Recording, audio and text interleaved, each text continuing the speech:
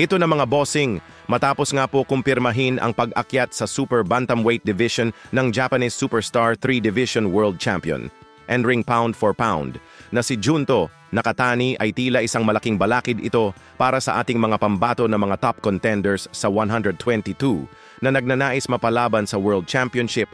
Alam naman po ng karamihan mga bossing na nakaabang na dyan ang ating mga kababayan na bitawan ni Naoya Inoue ang 4 na titulo para mangampanya sa mas mataas na timbang. Subalit sa pag-akyat ni Nakatani sa Super Bantamweight at bali-balita na po yan na dederetso itong si Nakatani sa world title. At alam naman po natin na talagang halimaw itong si Nakatani. Katunayan dalawa na sa ating mga pambato ang kanyang pinagapang sa lona at ang huli si Vincent Acero Astrolabio. Sa ibang balita naman mga bossing John Riel Casimero at Luis Neri ipinagtanggol ng Kameda Promotions. Yan ay matapos magkomento ang isang Japanese na kung matutuloy daw ang Casimero versus Luis Neri ay interesting umano ang salpukan ng dalawa. Pero birada ng Japanese mga boss na iinis daw siya sa mga business na nagsasamantala sa katanyagan ng mga boksingero na gumawa ng pangalan para sa kanilang masamang gawain. Dagdag birada pa ng Hapon ang Japanese boxing ay isang klase na binuo ng malinis mahuhusay na boksingero tulad ni Inoue. So dahil sa komento na yan ng Hapon, sinagot po yan ng Kameda Promotion mga boss at pinagtanggol si Casimero at Neri birada dyan ni Kameda mga boss.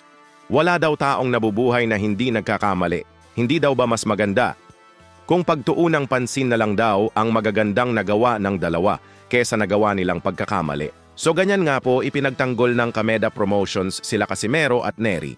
Alam naman po nating lahat mga bossing na parehong may issue ang dalawa sa bansang Japan kung saan nag-overweight si Casimero pero pinagbayaran na po yan ni Casimero. Binan nga po siya ng JBC na mag-iisang taon na sa buwan ng October.